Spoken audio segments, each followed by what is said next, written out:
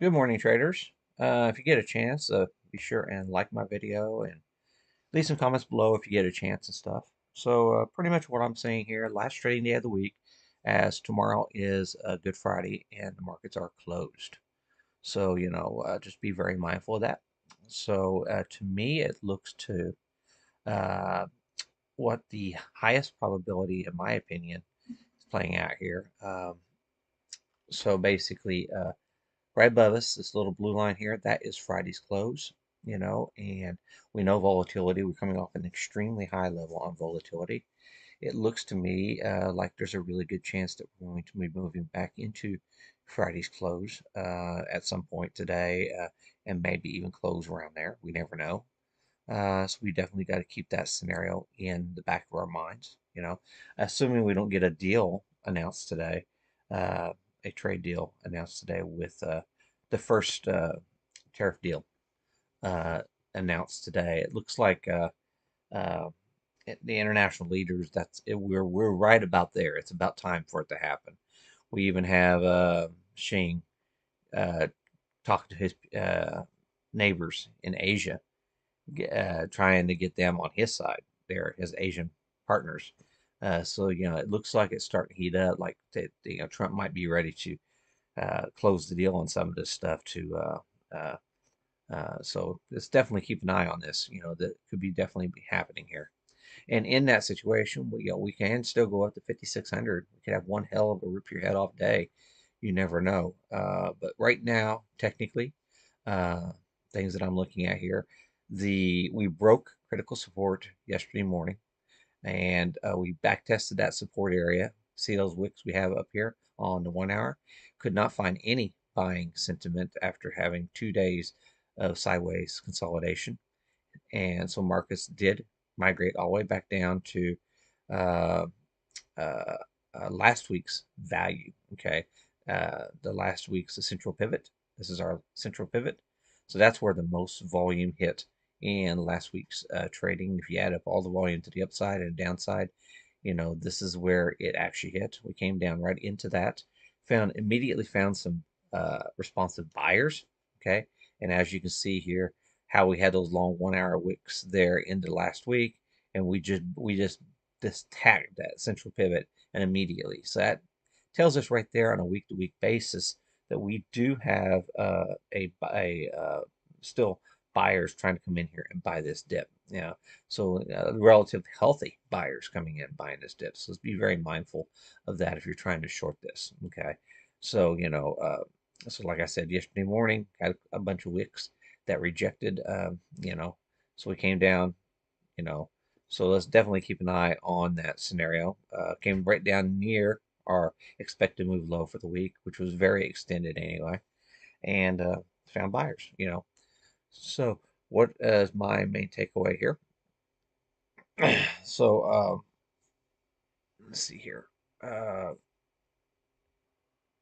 so my main takeaway here, as you can see, late Friday afternoon, how we broke above this area right here, and then we just continued straight on up into Monday, into our downtrend line. Okay, so let's be very mindful of that scenario here, that could be developing here again. So definitely keep this on watch. We could be breaking into this and just rocket ship right on up. So we definitely got to keep that. If any type of news were to drop, this could definitely be a scenario today. So quite risky here. If we don't get any news, of course, it looks like we're just kind of winding up here, waiting on bated breath for positive news to drop. In my opinion, that's kind of what I'm seeing here. The markets are just waiting for that news that the first tariff deals are starting to happen, and to possibly resolve higher here. So uh, we'll see how it plays out here, but that's pretty much my theory here going forward. Okay. Uh, you Similar situation. I do want to point out, even on ES is there. See on these lows right here. So the 1 hour lows, higher lows. We're putting these higher lows in right here, higher low. And then what we did, even on all the indices yesterday, we basically did not break the higher low scenario. We came for a double bottom. So a double bottom instead of uh, then but it was still not significantly breaking, invalidating the higher low scenario on all these indices. So be very mindful of that. A lot of times you'll see these double bottoms on these 1 hour bullish higher lows, and you get that double bottom right before the big rocket ship breakout. So, in my opinion, the risk is to the upside from where we're at right here. So, so we have to be very mindful of this scenario that, it does seem to me to be quite dangerous if you're trying to short. Okay, so I don't know. We'll see how this plays out. But structurally, that's what I'm looking at here, the potential here, because, similar situation here. We had all these wicks at a higher price point here on the NASDAQ, with that NVIDIA news. So we did come down deeper on the NASDAQ, and we're still, and the back test this morning is milder. Okay, so let's definitely keep that in the back of our minds as well. Okay, uh, so the relief rally in the overnight is a little bit weaker than what we're seeing in the S&Ps. So, we have to keep that in the back of our mind as well. But we could very well be looking for a week and week close exactly at the same spot, doji out the week, waiting on bated breath for some sort of deal announcement coming out of Washington. Okay. So let's definitely keep that in the back of our minds here. We have some major resistance up here at the 19153 area. Okay. And if you see this channel right here, see those lines right there. And it's similar with the other indices as well. If you go out here on a daily, you see you go off this low right here, down to this low right here with this trend, that's kind of where that is, as long as we're stuck below that, you have to, be mindful that these pops into that trend line could be faded, could very well be faded. It's not until we get a breakout above that that you can really get comfortable to the long side. Okay, so just be very mindful of that. I can't remember if I got the ESs drawn out or not. No, I don't. Okay, draw that out real quick here, guys. Come down here, off the low there. Similar situation. Okay, yeah, right there. Okay, go down here on the 1 hour, and then now you have that on your chart. Okay, and so is that right? Yeah. So we might actually be trading. No, yeah, there it is, right there. That line right there. There you go, guys. See how we are? We're trading below that line. So it's not like we're coming in this morning and we're above that line. That would be quite bullish. We are still we lost that trend line yesterday. Okay, guys. We changed the color of that or something, so it's easier to identify. I don't know. Let's go red, I guess. Okay, guys, and let's make it bigger. I want you guys to really be able to see that, okay? So the point is we lost that line. So we were coming up here trying to go bullish. We broke that trend line yesterday. So but as long as we're below that, initially this morning we should be looking to fade the rally. We should be looking to fade that rally until we accept prices above that. And that's right at Friday's close as well. So there's dual resistance right there. Okay, guys. So be very mindful of that. Okay. And then, like I said, the NQs I already showed. The Russell, the Russell's a little bit different. We'll go over here on the daily. Similar situation. Yeah, see the pattern on the Russell's completely a lot different than what we saw on the S&Ps. So you can do a similar situation off of those candles. Much deeper situation right there. It's that break point right there. This is a much deeper breakdown scenario. Let's see here. Where do I want to put this? Yeah. extend to the right, and we go back down on the 1 hour here. As you can see, below this trend line, the resistance should be faded. Okay, so be very mindful of that. So basically, we're just this could be just a bigger bear flag. The resistance shorted, setting up for another leg lower in the markets. So bottom line is below this area, 1960. This is just bear flagging, in my opinion, on the bigger time scale. So be very mindful of that. We still need to break above that downtrend line, and still early in the earnings season, but right here, right now, the bigger time frames are still valid on the bearish side. Okay. Some individual names this morning. Oh yeah, VIX this morning. We did not come up and try to fill the upside gap yet. Okay, which could very well resolve back to the downside or the downside gap. We could be, months or years before we come back up here and fill this gap. We don't have to do that. But I mentioned yesterday how this might act as support, and it did. We came up, and we never even got back into the gap. Okay, so be very mindful of that. So there are two major scenarios here. We're gonna go upside, fill that gap, and then resolve further down. There's a lot of reasons to think this can still play out because of where we are. We are still on the bearish side of trend.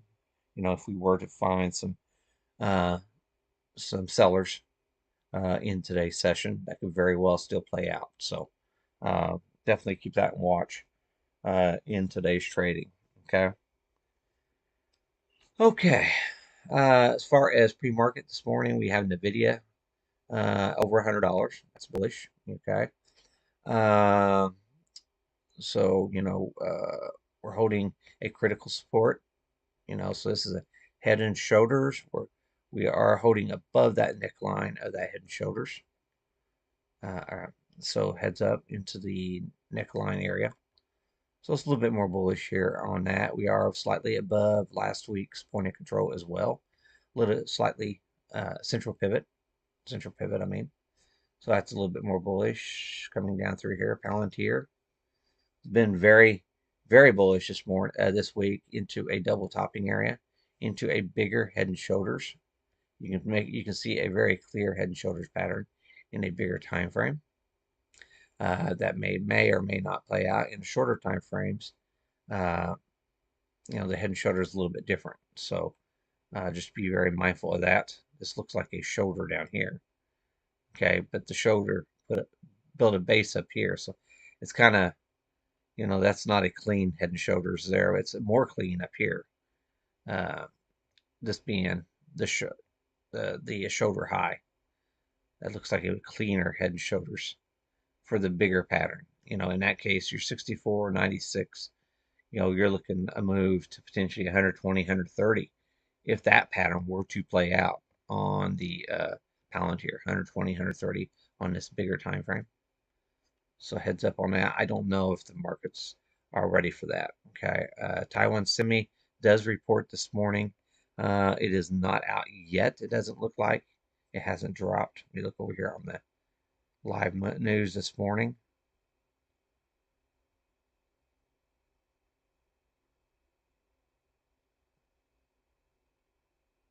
Nope.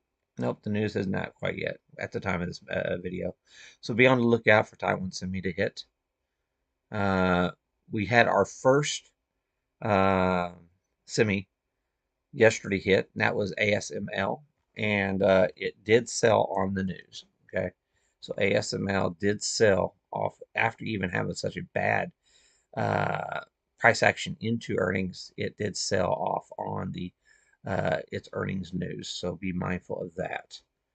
That's kicking off the semiconductor race here, and that's not that great. So be very mindful of that. We got SMH here. Similar situation. You go out in the daily. It's charting something like see how it's coming down more like the Russell.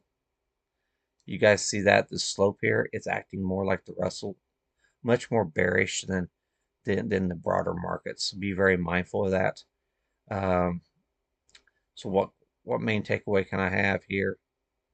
Uh,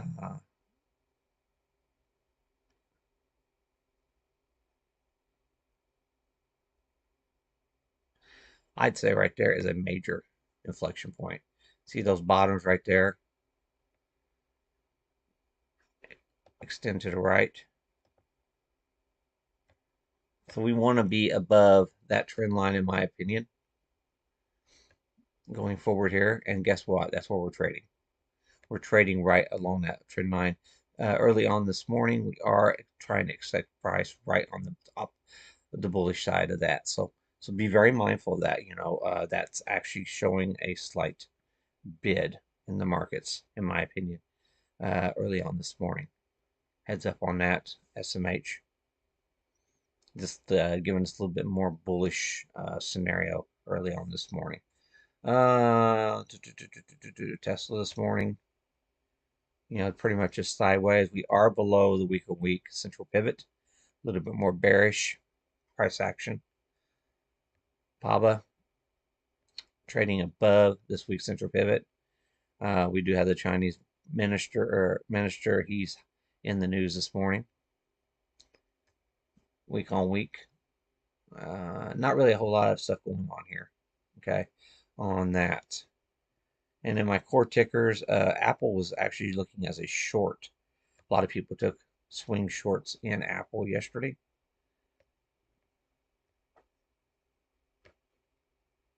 Okay, guys, so we did come down to the central pivot range weekly high, found buyers. So this is looking like a higher low scenario here, initially here, setting up here for Apple, higher low scenario. Very critical, see this is a pivot right here. You can draw a little box right here. And I like how this is setting up. You see this box right here? That's a green. That's a buy zone now. Edit.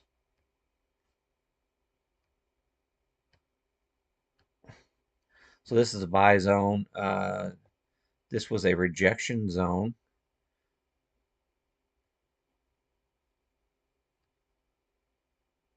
Which could easily become a pivot, intra-week pivot. I make that yellow when it rejects in the middle of the week, which could still identify that as a pivot zone instead of a rejection zone. So I actually have three colors. But my point is, see this weekly, the prior week central pivot low, and this current week's central pivot high. That's acting as a major pivot for Apple, potential major pivot for Apple right there. So heads up on that. Uh, that could definitely be a support for a higher low bullish pattern. Okay, I definitely that's kind of what I'm seeing. It may not play out that way, but that's exactly what I'm seeing. Okay. I traded Microsoft yesterday, guys. So Microsoft was up here. It was acting the weakest. Okay. And what we saw yesterday, pre-market, before we came into we actually broke uh, Friday's lows pre-market. We wicked below Friday's lows pre-market on Microsoft. So that's why I took Microsoft short, because it was showing the most relative strength weakness yesterday morning, because we had already violated the um week lows. So and it played out really well, and I got down out right around down here. So right before the central pivot. And the reason for that, the reason I got out that right there, you can see right here that there was um, potential that this central pivot, you can see right there. If you put a little box on that this could be a pivot, a supporting pivot right here. Okay, there was a reason to think that that could be a supporting pivot right there, and that's exactly where it came in. I didn't get the dead lows, but I got awful close. And then it wasn't until Powell's speech Powell started doing his finishing up his speech that we actually broke down. And honestly, this turned out I got 30% on the trade, which I was happy with that yesterday morning. This turned into a 300% trade. Uh, so it's like I'm looking back here. Why didn't I stick it out? And I would have never went from the moment I got in. I mean, the opening 5 minutes, I had a few times that I went red on the trade, but I mean, I was pretty much in the green all day long on this trade if I would have just held, and I could have stuck at it. I cannot believe that it went to 300% by at the worst part of the day. Uh, I just phenomenal. Uh, but that's the way it goes, you know. Other things, Nvidia, yeah, showing some support this morning. Meta's been really acting bad. Meta has huge international exposure, so be very mindful. All these companies with international support exposure could be under a lot of stress. Okay, MSTR's got a bid, so let's check our Bitcoin out real quick, and I'll wrap it up. Okay, nothing really going on there. Okay, that's all I gotta say, guys. We are going into the last day of the week. A lot of times, the market makers, they position themselves where they want to be to close out the week the day before. So yesterday, there's a good chance that they position themselves where they want to be to close the week out. So, we don't want to think that we're going to get too far above last Friday's close, without some sort of catalyst. So I'd be mindful of that for any bulls out there. Okay. And it does look like we might have, and it doesn't look like they want to push it below the market maker expected low this week, because we found there was buyers sitting right there. So be very mindful of that if you're trying to trade here. I'm not expecting a big range expansion to the downside today. If anything, the biggest risk you got that we could get a range expansion to the upside. So definitely keep that in the back of our minds. Okay.